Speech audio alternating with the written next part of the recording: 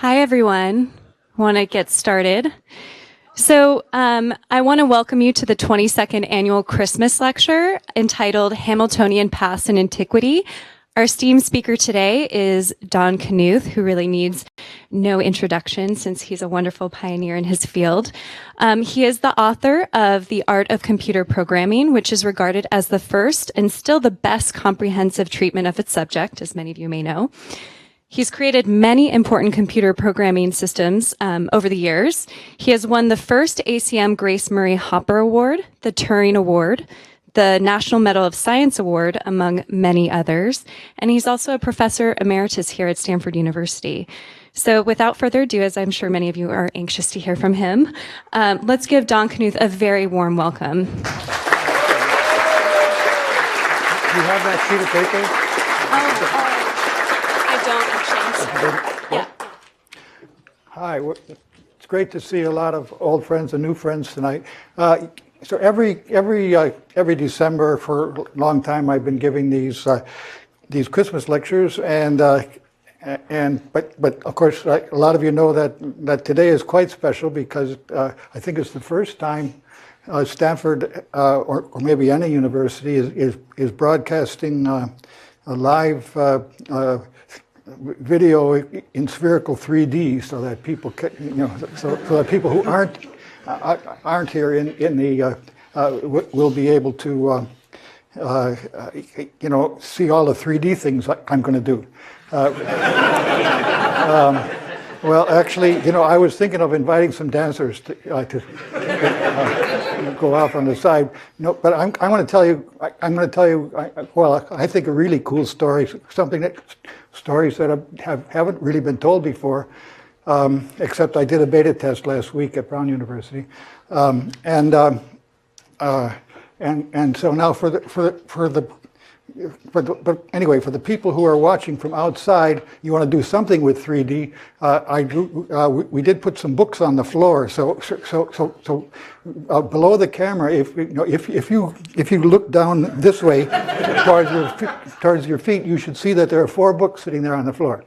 Now, but for the people in this room, I have a tradition of, since it's Christmas time, of giving away books every year. So one per person, and you have to wait until I used to say the person who asked the best question gets the books, but that was too hard to do it. So 2 of the books are in Japanese, though, so that restricts.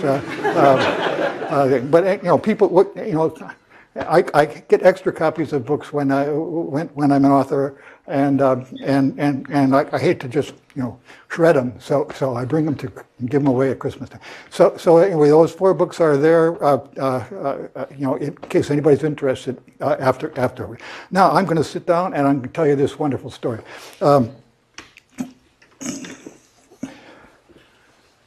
Let's see where. Story, Stephanie. I still don't see the picture. Well,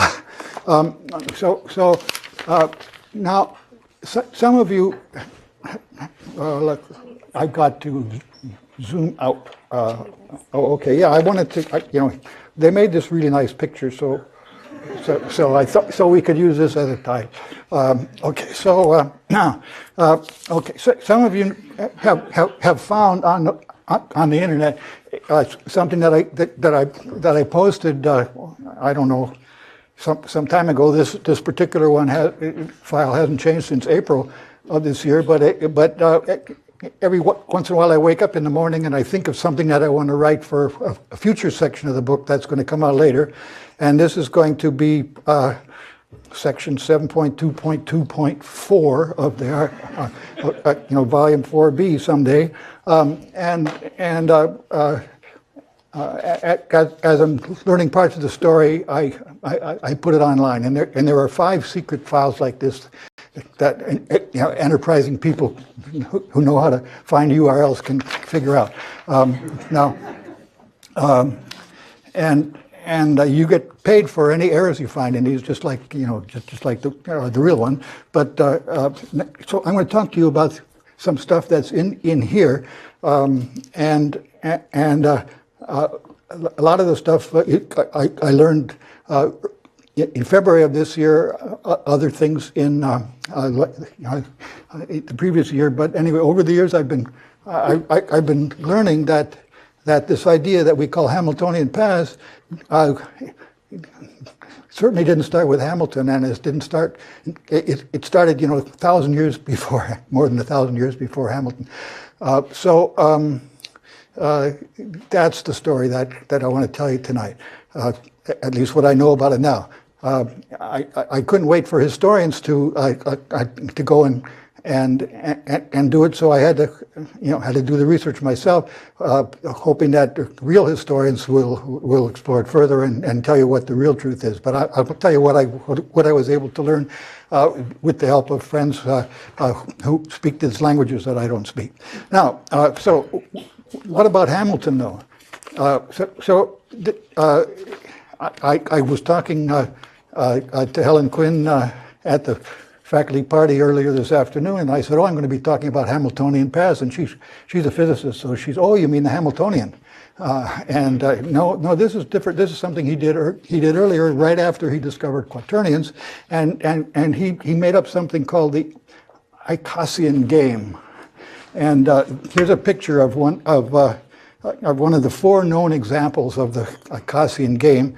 Hamilton sold the rights to this puzzle for 25 pounds, and I don't think very many were sold, because otherwise there would be more copies available today.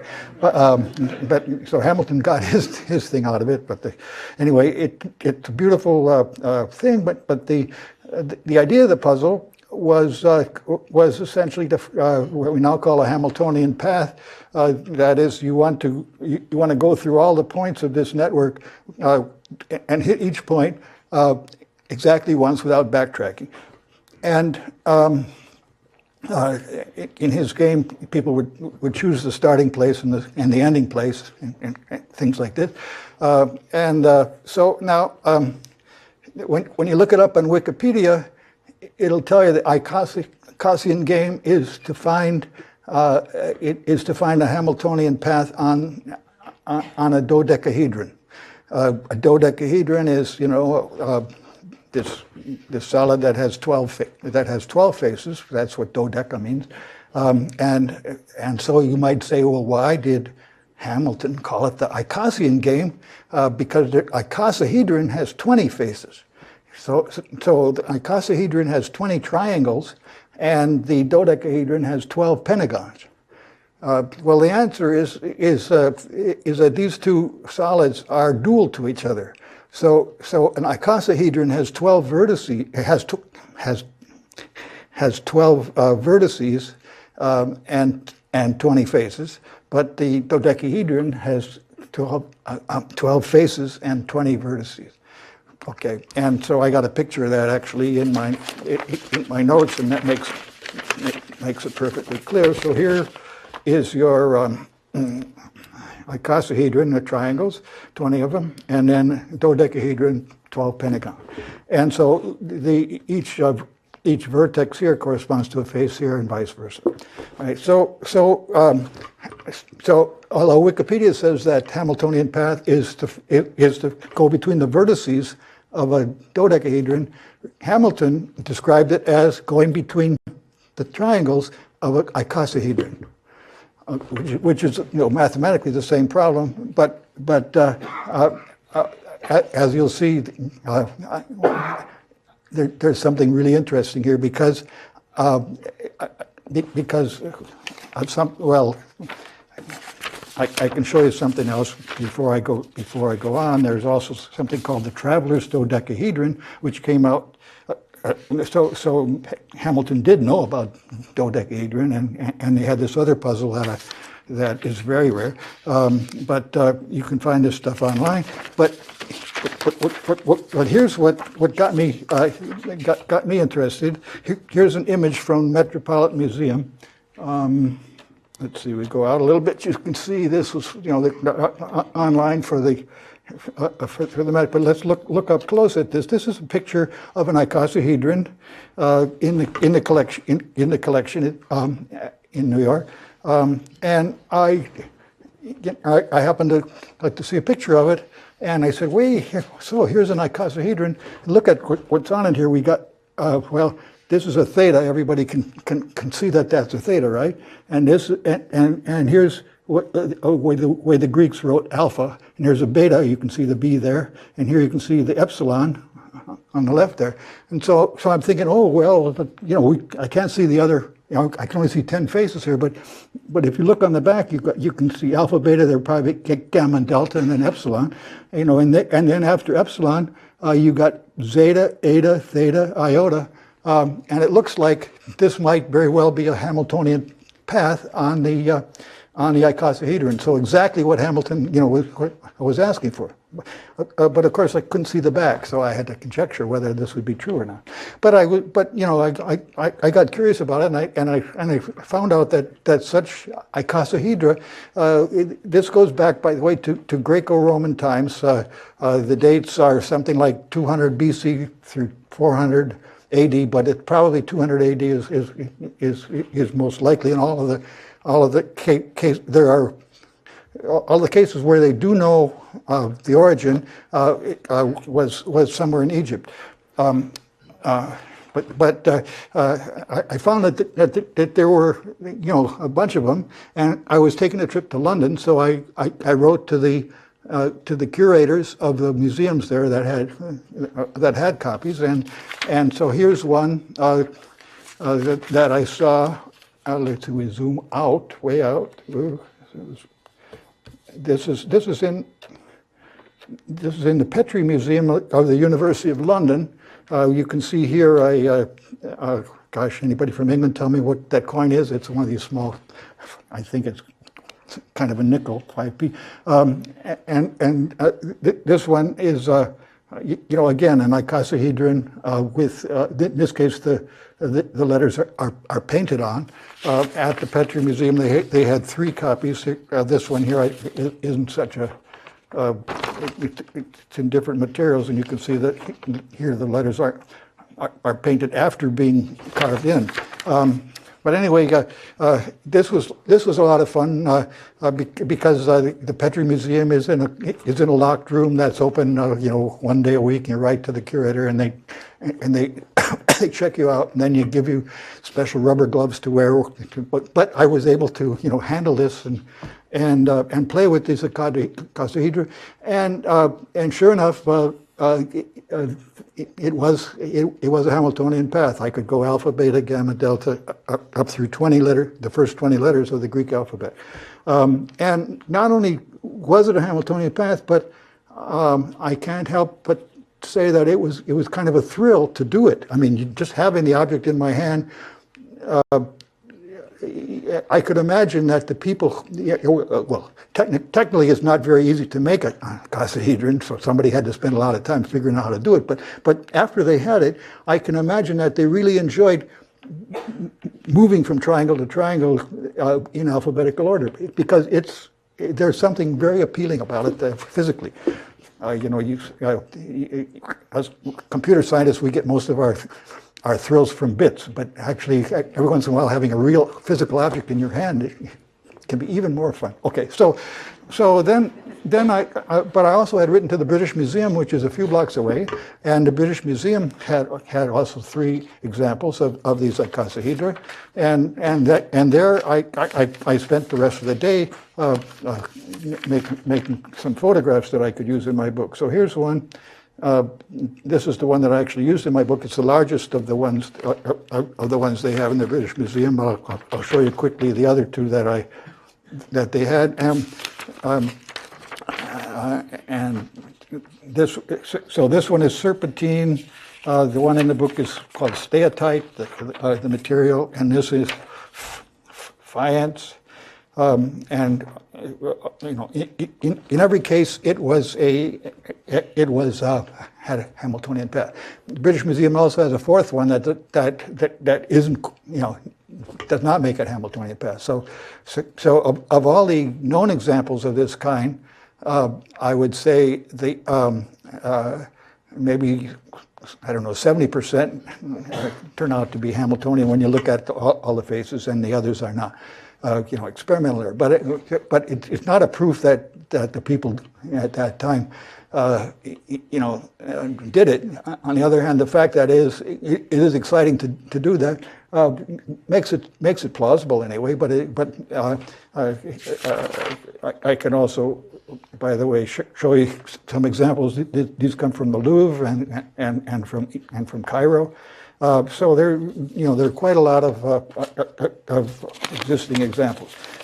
But now the one that I photographed, I included in my prefascicle, and so I'm going to zoom in on this picture here, and let you see these. So here I've done it from each of the 12 vertices. You can see the five. Go out a little bit. You can see the 5 letters around each one: alpha, beta, gamma, delta, epsilon, and the next one would be epsilon, zeta, eta, theta, alpha, and so on. I just think it's a really cool coincidence that icosahedra did exist way before Hamilton came up with the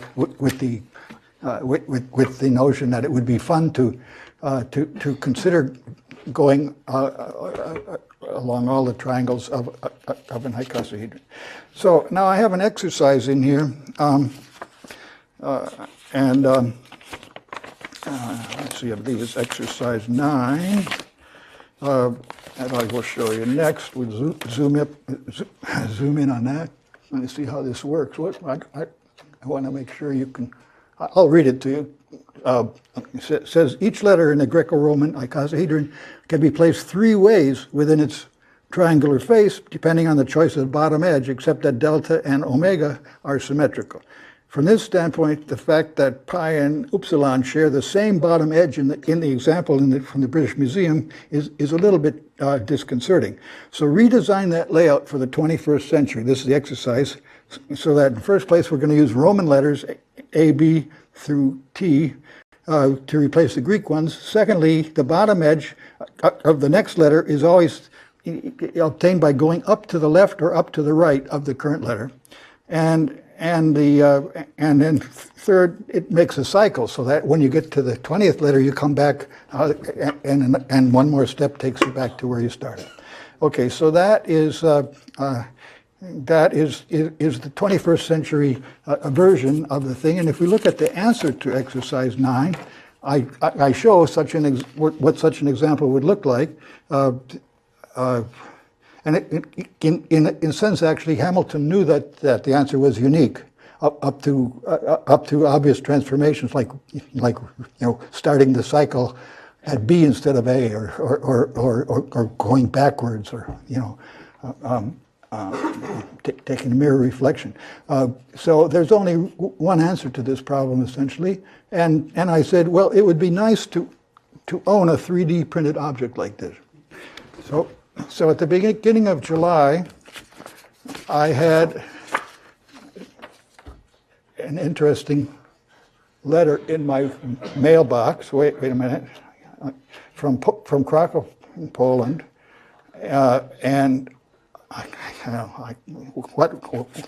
what in the heck was inside? And inside was this box. And when I opened the box,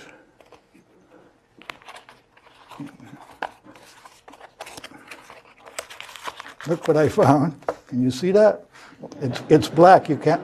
Unfortunately, you can't read it here. I put it on the scanner so that you can see what a little bit what it looked like. And so here, there's a company in Poland that has just come out with a new kind of a 3D printer based on laser. The laser melts the powder, and it's called sintering, and somehow, even though I have no link to this exercise on the web, somebody there ran across the exercise and they saw that that I was asking for a 3D printed object. So they used this as one of the test cases, and you come up afterwards and take a look at it. But here, it's really fun. So here I have A, and then I go to the right, and I get a B, and then I go to the left, and I get a C, and I go to the left, and I get a D, and go to the left is E, go to the right is F, and go to the right is G. It just works. So I got so then I wrote back. So okay. As I said, if somebody finds an error in the fascicle, they get a check for it. So I didn't know who's responsible for this, but I wrote this check, and I said, what a wonderful surprise. Thank you for one of the best gifts I've ever received. When I wrote it would be nice to own a 3D printed object like this, I clearly made a gross understatement. So the enclosed check is for correcting my manuscript. And so the next time, the author said,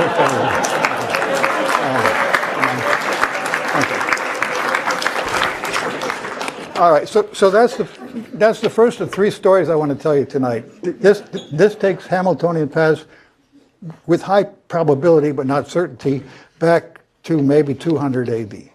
But now we can go with certainty to the 800s. And that's, so that's only 1,200 years or something. Yeah. But the next part of the story is where we get into the earliest known examples of Knight's tours. Okay, now, anybody here who hasn't heard of a Knight's tour before? Did you ever play chess?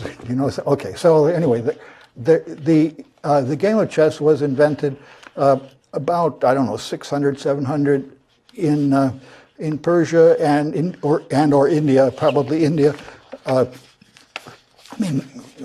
Kashmir, or anyway, somewhere, and it was called shatranj or chaturanga, depending on which country you are. But this was a predecessor of chess, and most of the pieces had different rules. I mean, the king was the same, and the knight was the same. That's the critical thing. But a lot of the other pieces moved differently. But anyway, it got popular, and in the year 842.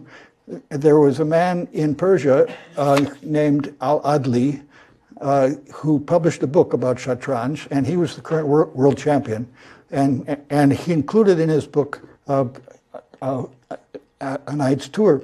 And now all copies of his, that's a long time ago, all copies of his book, long since vanished, but other people reprinted parts of it, so we can reconstruct a certain amount of his book from what other people quoted. And in particular, there's a guy who was Abu Zakaria Yahya ibn Ibrahim al-Hakim, so we call him al-Hakim for short. He quoted the knight's tour that Al-Adli gave.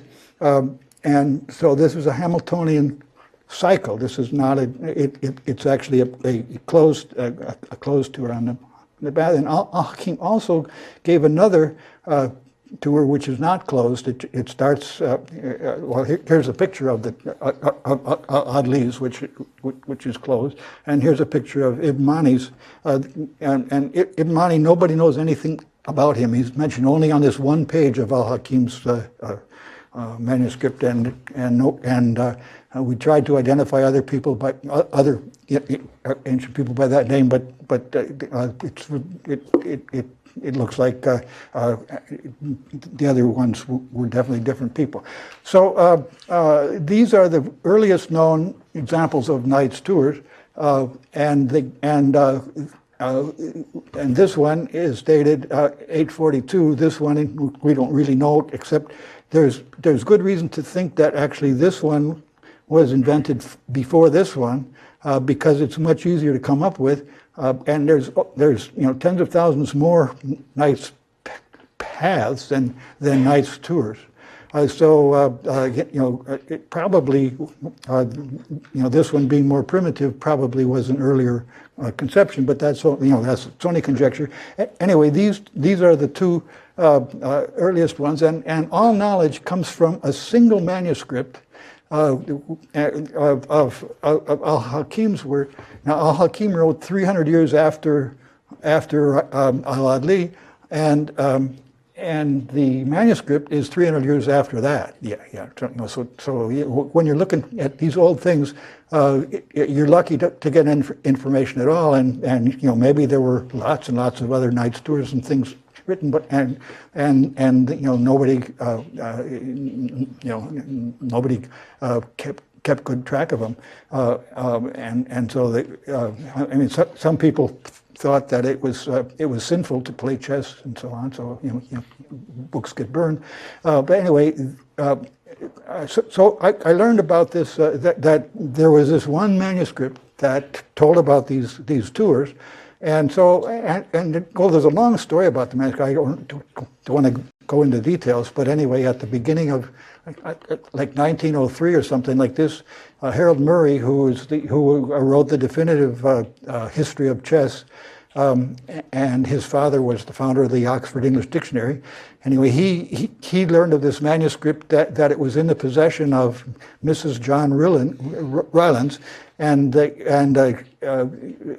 John Rylands Library in Manchester is one of the great historical libraries, and this manuscript at the time still hadn't been donated to that library, but Murray got permission to come and see it at her house, and he looked at it, and he knew enough Arabic to figure it out, and so then he wrote about it in his history, but nobody has ever republished the manuscript or translated it or anything, and so but I wanted to find out how in the heck did Al-Hakim describe a knight's tour? It must somewhere in his manuscript. Did he draw a picture of it? What did he? What did he do? And exactly how does he know? How did he refer to Ibn Mani? Murray referred to Ibn Mani by 3 different names, and he wasn't that careful about his scholarship. So I wanted to check it out. And I thought I would have to go to Manchester in order to do this, but with somebody who could read Arabic. But it turned out that following the clues in Murray's book, and looking at an online catalog, I found that I could order a copy of the manuscript, and I don't know, it cost me $50 or something to get those pages copied. And my friend Kamal Mansour, who reads Arabic, he's an Egyptian man.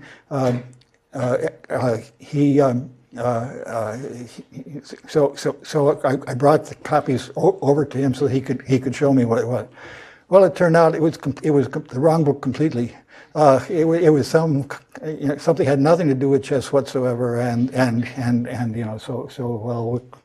so we had we talked to each other a little bit, but then I wrote back to Manchester and I said, "What are you sending me this?" So it turned out, they changed the catalog number of the books over the years, and so the book number I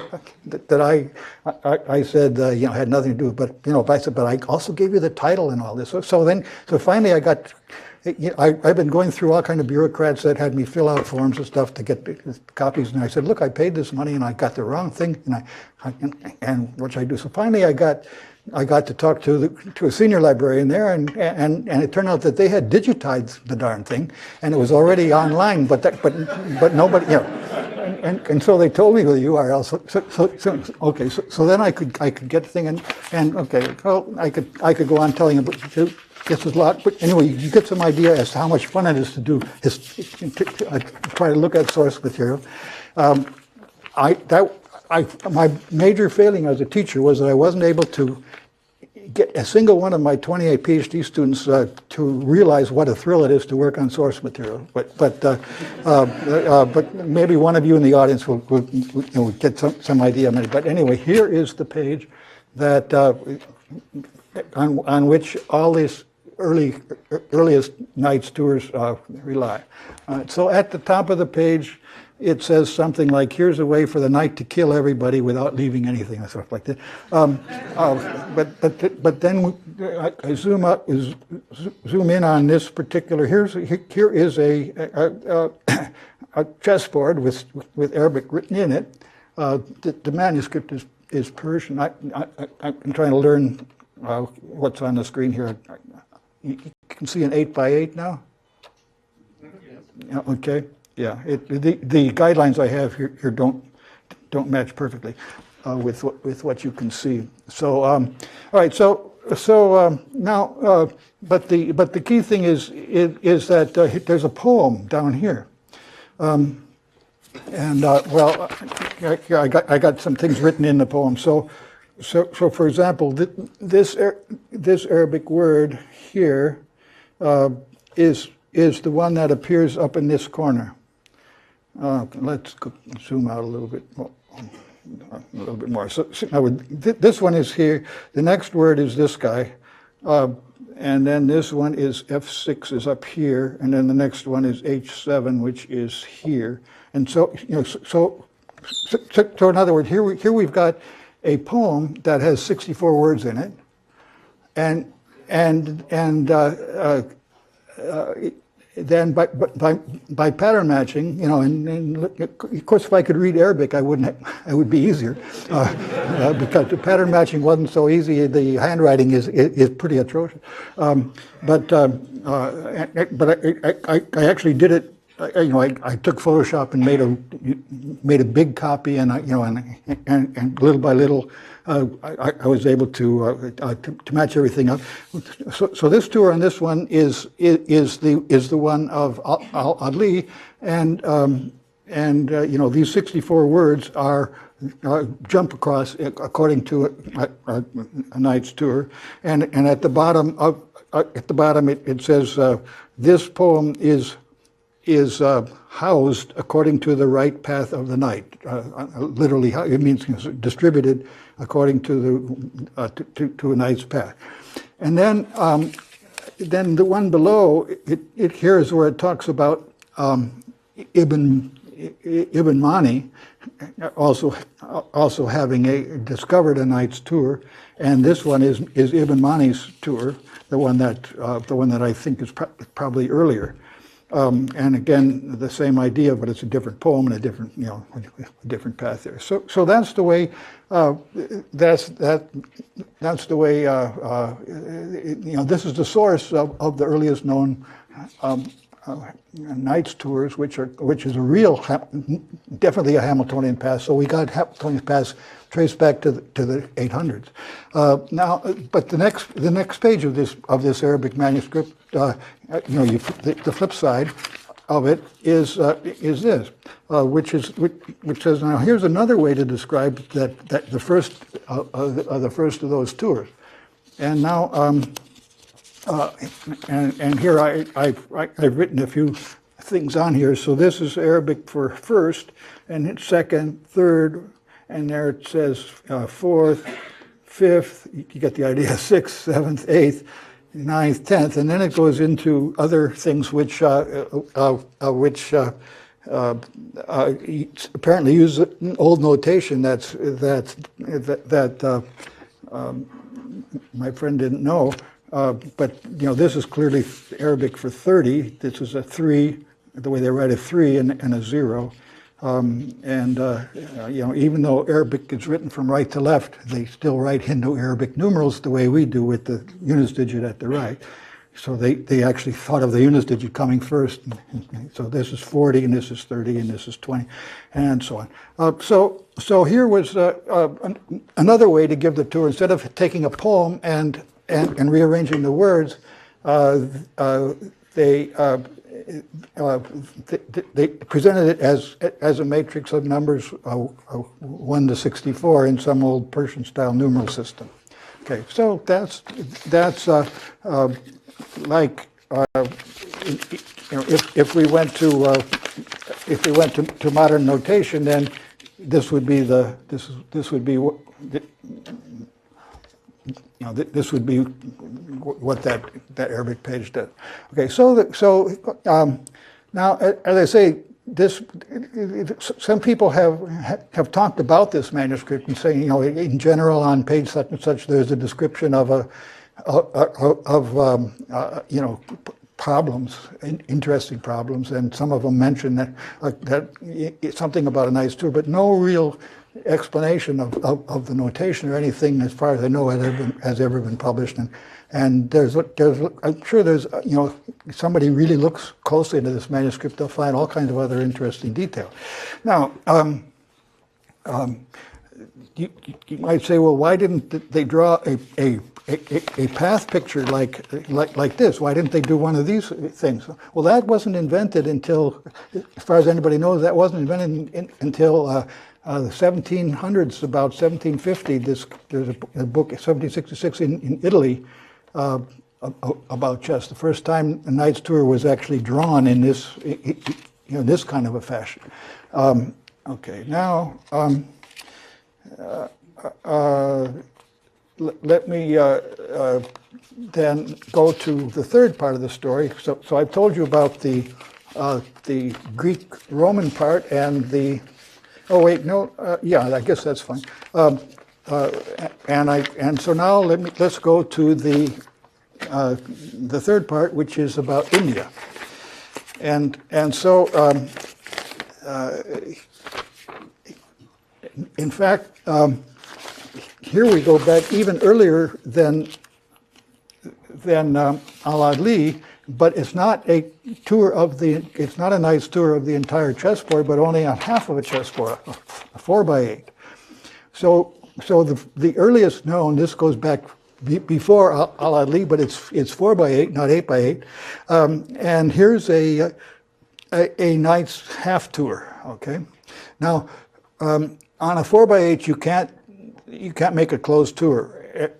Every Hamiltonian path on a 4x8, it's not too hard to show, starts and ends at either the top row and the bottom row, but never in the middle. So you can't have a closed tour. If you could, you would have to have something that starts at top or bottom, but then the next move would have to be, or the last move would have to be in the middle. But that would give you a path if you took it backwards that doesn't exist. So anyway, this is the earliest known, and it's due to Rudrata, 815, and then there's another one just 15 years later. Ratnakara has this one.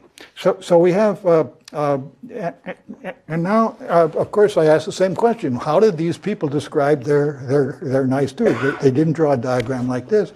So what does the source, what does the source look like, and what more can we find by going to check out the source? Well, so here it is. This is a excerpt from Rudrata's book from 815, Kavyalankara, and it's the title of his book. It means ornaments of poetry, and at this time there was a kind of a cult in Kashmir of poets who would be hired by the Maharaja to be witty and entertaining, and they would write very amusing poetry. They would show their poetic skills by not only telling stories and things like that, but they would also do a lot of plays on words with their poems. And they had something called Chitra Kavya, which is picture poems, picture writing, and Rudrata was one of the very first, and certainly, as far as anybody knows, the first who took it so far as to use a poem to describe a knight's tour in a very curious way that I'm going to tell you about now. Now, but since not too many of us read Sanskrit, I'm going to show you in English what Rudrata's idea was. So So let me show you a poem that I came up with that is a knight's tour. Okay, so here I want a good time, lots of fun. No, not time so good. Now, not time. Foo. So now fun is lost. Time not good now, so time not now. I mean, let's face it, I'm not a poet, but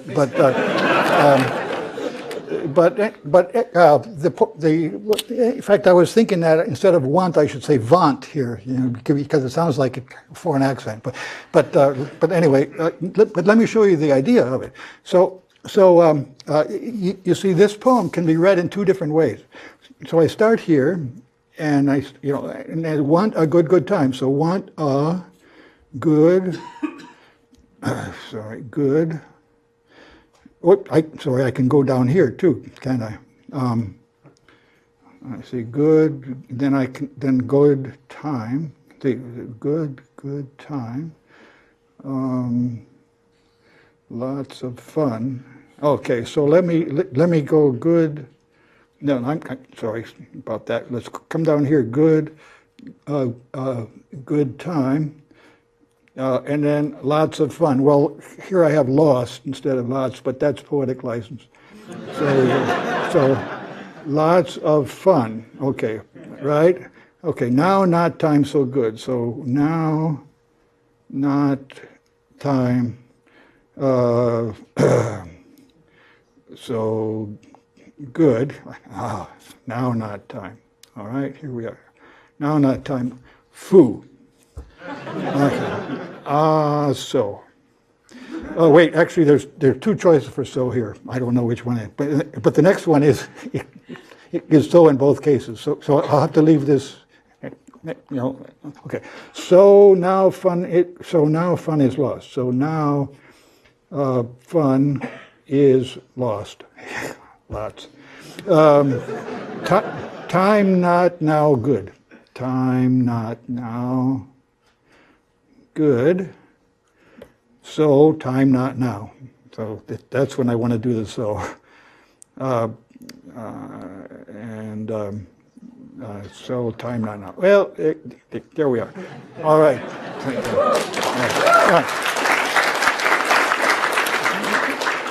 All right. Now,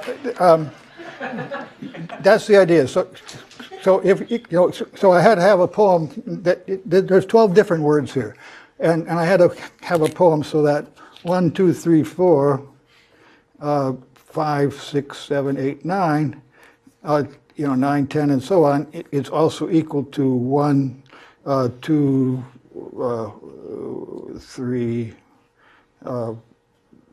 Well, I don't know where the 3 was, but maybe here. Okay. So anyway, I have some pattern that 3 has to equal, this number, 10 has to equal this number, and so on. So there are various constraints. So I don't have 32 different choices here. I have instead only 12 left after equivalence. Now the thing is, it's probable that Rudata only knew one knight's tour on the 4x8, and the one that he knew allowed him only 4 different syllables. So the actual poem that he has in it, if we look at the Sanskrit here, is well, I guess I got an English translation at the right. So it's say na li li li na na li li na na na na li li li na li na li la. Na li na li li li na na na na na li. Okay, so he only had 4 syllables to use there because according to because his knight's tour had this pattern 1, 30, 9, 23, 24, 11, 26, 16 has to equal 1, 2, 3, 4, 5, 6, 7, 8. So 30 has to equal 2, 9 has to equal 3, 20 has to equal 4, and so on. You put all these things together, you find out that you only have you have 4 different equivalence classes that you can use for different syllables. So on the other hand, it turns out that this poem actually does mean something. I mean, Sanskrit it is much more flexible than English, that you can do wordplay more. So it turns out that okay. You go into these Sanskrit poems. Sanskrit poems consist of groups of 32 syllables that are called shlokas, and so he found a shloka, a 32 syllable thing that had this property that you could read it in two ways. The shloka was to say na li li li na na. So, the translation is something like, I praise the army whose leader is mighty in play, which is devoted. I who am not acquainted with untruth, whose men are mounted in cats and keep together in various vows, who does not perpetrate meaningless deals for his dependents, who has generals who assume the leadership of happy men, who has men of several sorts and no fools. Anyway, that turns out the meaning can be na na na li li na na.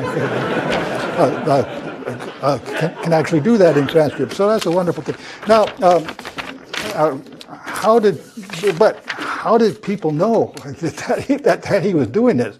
Well, they had a little bit of a clue, because in the previous verse he had given a rook's tour, where he had some more syllables that he could use. But anyway, here's what the Sanskrit actually looks like, and there's a commentator named Nami Sadhu, who was 300 years later, who explained what Rudrata was talking about. And a lot of these old Sanskrit texts, they consist of little shlokas. This is, I think this is shloka number. I think this is 19. Okay. Anyway, this. But then the commentator, who's writing 300 years later, explains what's going on in the sloka, and saying, actually this is a knight's tour, and it's very cleverly constructed, and so all this here was not by Rudrata, but by the commentator 300 years later, who's talking about all the different ornaments of poetry. And here's how the commentator explains it. I have here, here he gives 32 syllables, starting at my hand here, and then continuing along this vertical bar separates out the first half of the shloka from the second half. And so these 32 syllables, it is nonsense, but has the property that if you read them in alphabetical order, you get a knight's tour. You get Rudrata's knight's tour. So here's what appears at the back of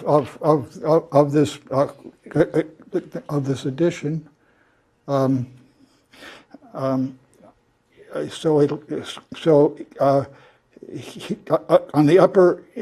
the upper line are these 32 syllables that had appeared, and then if you read so each one is a different consonant in Sanskrit, and you read those in alphabetical order, which everybody knew. Then you would be following a knight's tour. So this was the way he explained Rudrata's thing. Now, however, nobody actually noticed that that's not the only knight's tour that matches this pattern of li, li, li, na, na, na, na. It turns out that the total number of knight's tours on a 4x8 is 62,176. And if you look at all of them, only one of them, and it's dual, have 12 different syllables. In fact, 1,700 of them are so. If Rudrata had only known them, he would have had to get to use only one syllable. It wouldn't have described much of a knight's tour. You could sort of say they did everything. But anyway. So it turned out that there are two different knight's tours, this one and another one, that both can be read in that way,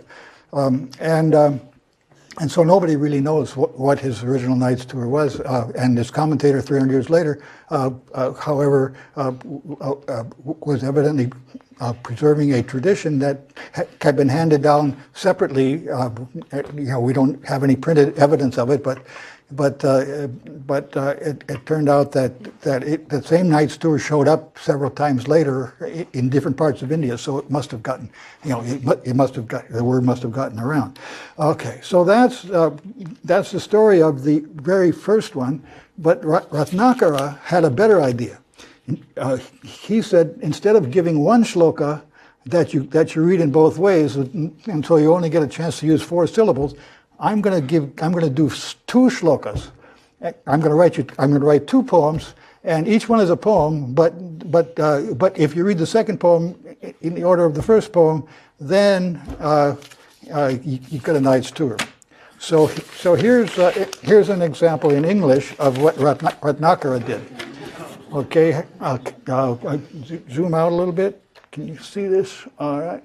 Yeah. Okay. So now, okay, back to my thing here. Okay. So 1, 2, 3, 4. Watch each word here. I think that's what I do here. So, are you ready for this? Have some fun. Watch this or that word. Great 4 lines. Take out. Each gives 8. So on. Okay. So here we go. 1, 2, 3, 4. 1, 2, 3, 4. Watch each word here. Watch each word here. Or take some left steps and move 8. Or take some left steps. Some left steps and move 8. And move 8. Okay. Just right gives this black rook great fun. Just right gives this black rook great fun. Yep, I haven't used fun yet. Then have lines make out that white knight. Then have lines make out that white knight. Okay, there we go. So you can make 2 poems. Each one, is so that's Chitrakavya, and modern Sanskrit scholars frown on this. In other words, the reason that there hasn't been a great deal of scholarship about this is because they look at these poems and they say, well, it doesn't have much character development. It's not smooth. They don't get they aren't geeks. They don't understand the beauty of wordplay and how clever it was to do this. So it's going to take a new generation, 21st century historians to go through and find out the story. However, Ratnakara's idea was used also by other people, by other Sanskrit authors later. And so I'll give you a couple of, but first let me show you the source of Ratnakara here. I found this in the library at Oxford. They have a wonderful Indian Institute collection of things there, and well, of course, this page I could read. The next page a little harder, but the first thing you learn in Sanskrit is the numerals. So here's this is 22. You can see the 22 there. Okay, no problem. And then there's 1890. So this one is published. This is 1890. It's a little. You got to get used to the the 0 is okay, but the 9 is a little strange, and the 8, wow.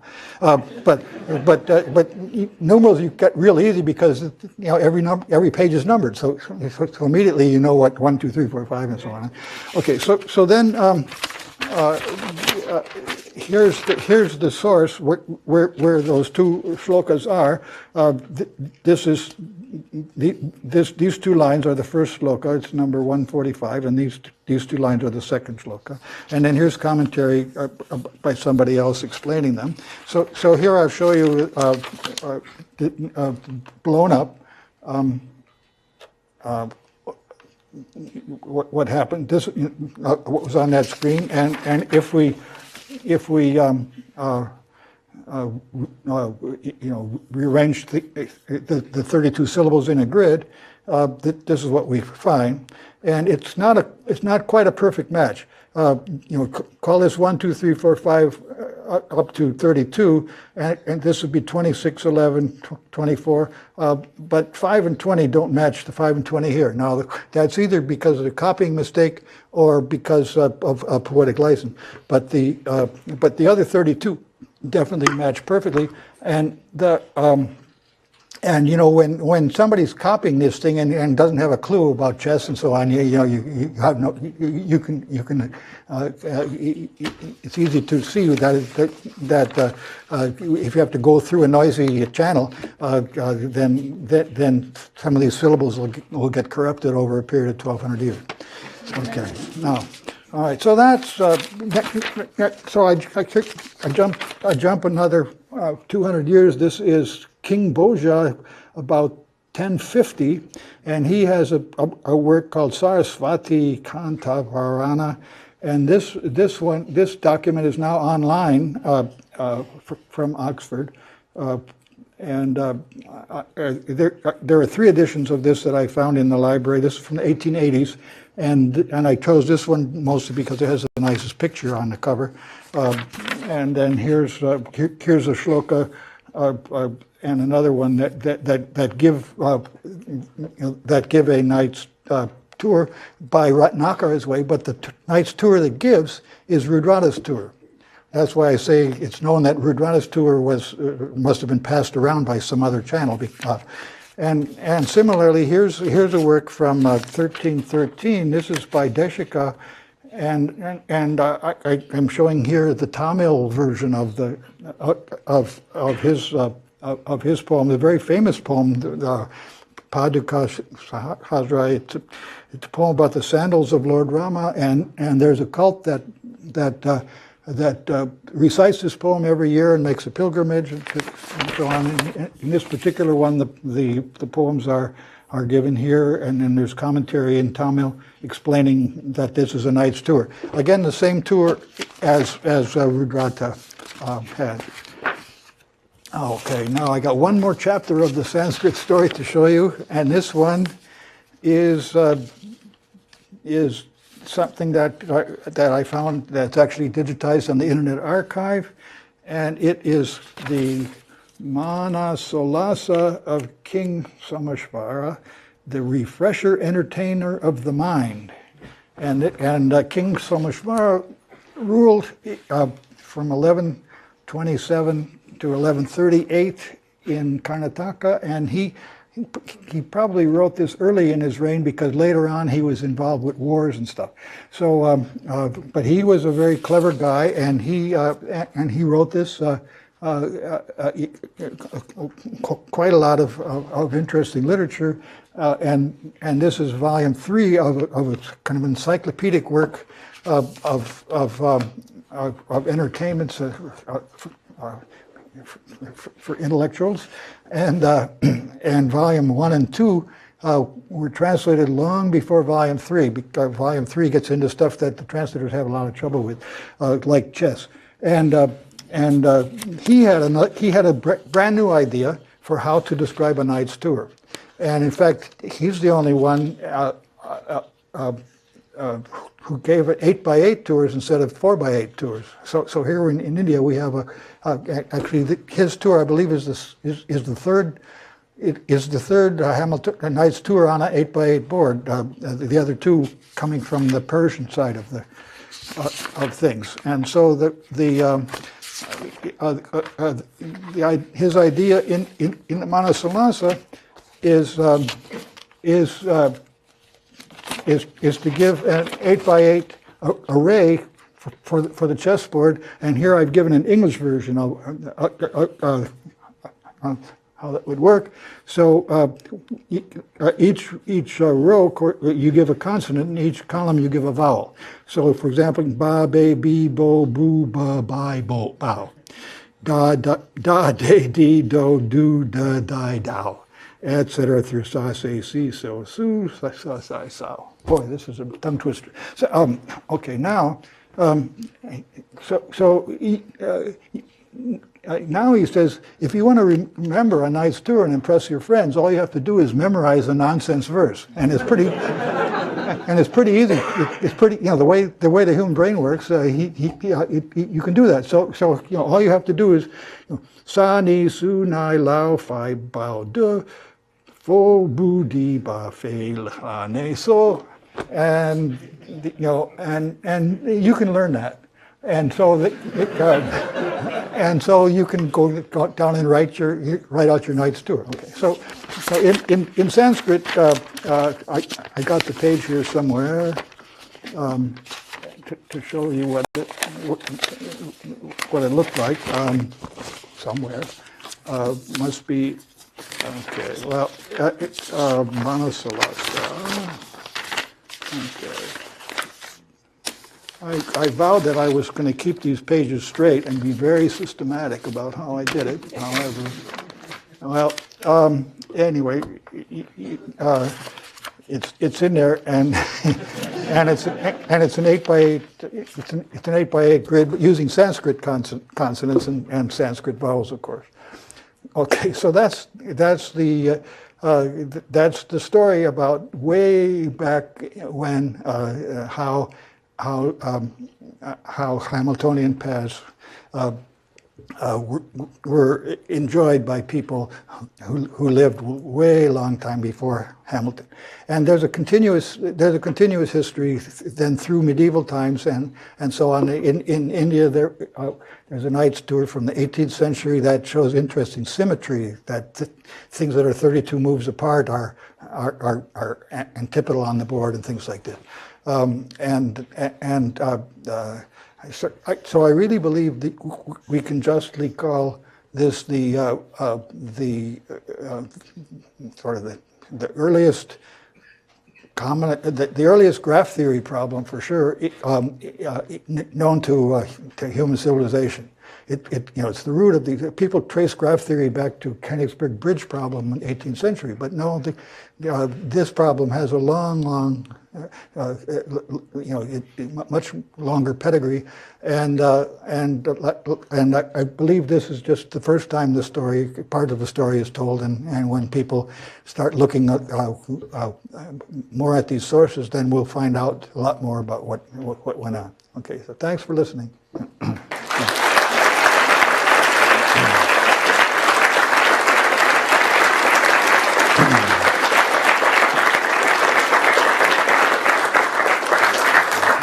Any questions? Hi. With the Sanskrit, like in your book in Japanese. What now? With like the Sanskrit and all these different languages and like the connection, the Sanskrit language. Right. Like your book has these. Okay. Is there a connection between Sanskrit and Japanese? My question is, do you think computer languages should always be in English, or do you think computer languages should only be in English, or do you think kind of this connection? There are nuances in other languages that you can't get,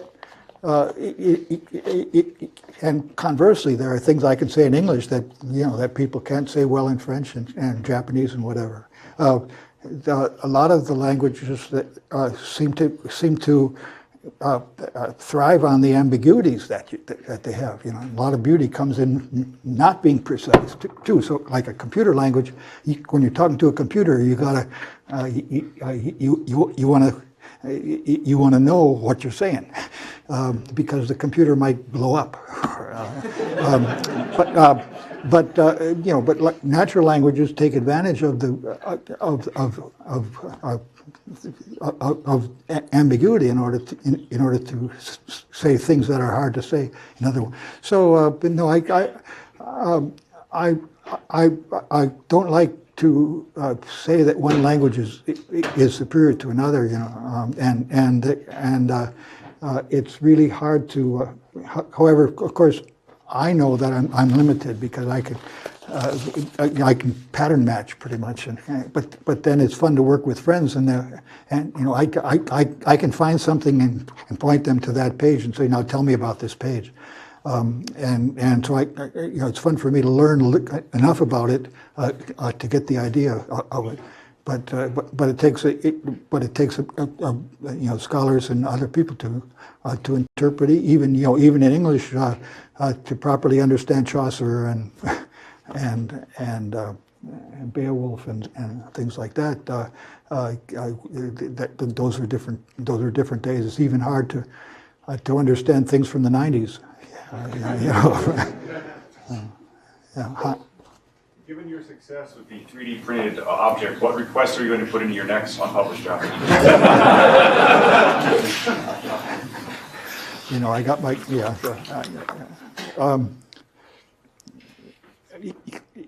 actually. There's something I describe in Volume 3, which I think is the earliest object. The Earth example of a calculation that would take more than 1 microsecond on a modern computer, so this is there's a cuneiform tablet that's in the Louvre Museum, and the author is Inakabit Anu, and I like the name Anakabit somehow. It sounds computery,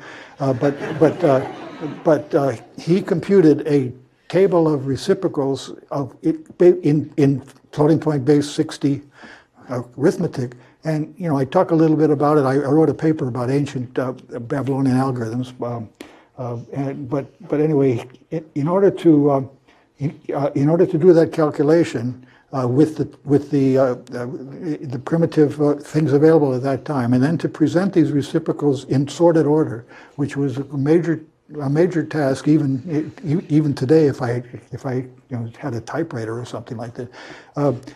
So this tablet, I think somehow would take a modern computer more than a microsecond to do, and it's from about 300 AD. So it would be. I think a computer scientist would like to have one of these in a shelf, and it's Louvre AD 65. I forget the number, but okay. So that would be a nice thing to have 3D printed. The big one, though. It's about so big. So you showed these shlokas. Shloka, yeah. The shlokas with the knights who are kind of encrypted in them. What do you think the motivation would have been? Was it just to kind of have that kind of flexibility? What was the motivation? Yeah. Well, I think it's pretty clear that that people like Rudratha and Ratnakara, they were showing off their brilliance. They were competing against each other. I can do a much more clever poem than you. And if you look at this, they aren't only doing knights tours. They're doing all. They're telling a story about battles, but they also have pictures of weapons and things like this. Knight's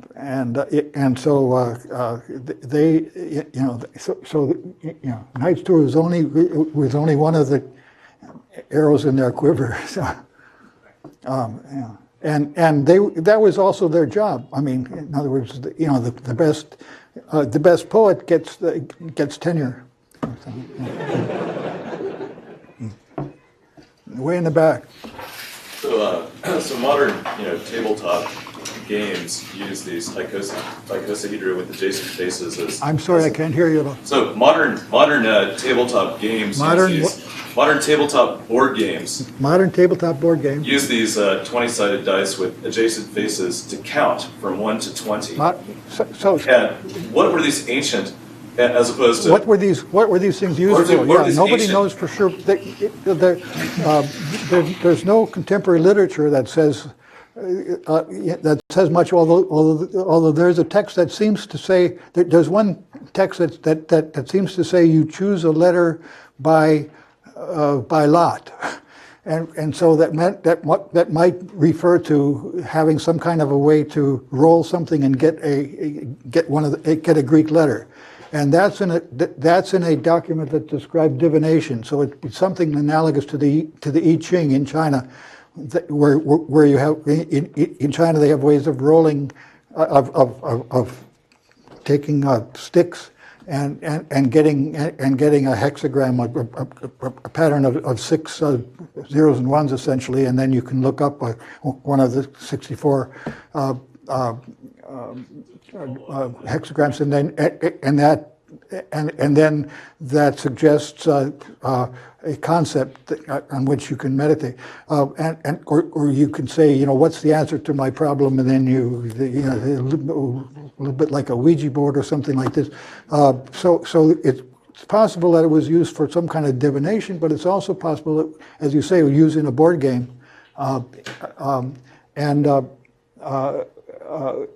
whatever it is, it was hard enough to make icosahedron that they liked it. But some of these the museums usually classify it as probably dice, because they're also sometimes there's an example where there will be a cube and a dodecahedron and an icosahedron, all in the same material and in similar style, and so a different number of faces, and so somehow they went together with a cube, and the cube looks more like a dice. But it's completely unknown, and it might have had some religious ritual associated with it. Who knows? Yeah. One thing I wanted to follow up on is that if they're the adjacent faces, it's good for counting. But if it's used as a die randomly, then you might not want adjacent faces, because if it's weighted, that's right. If it's offset, right, then it'll tend to get a higher. You take our normal dice. You take our normal dice. It doesn't follow Hamiltonian path. You want the 1 and 6 are opposite sides, and the 4 and the 3 are on opposite sides. So 3 and 4 are definitely non-adjacent according to. Yeah. Right, but so the fact that that had this pattern, I don't know. There's this undescribable pleasure that you get by going from triangle to triangle. It might or might not be a coincidence. I think it's probably not a coincidence, because a large percentage of them have this property.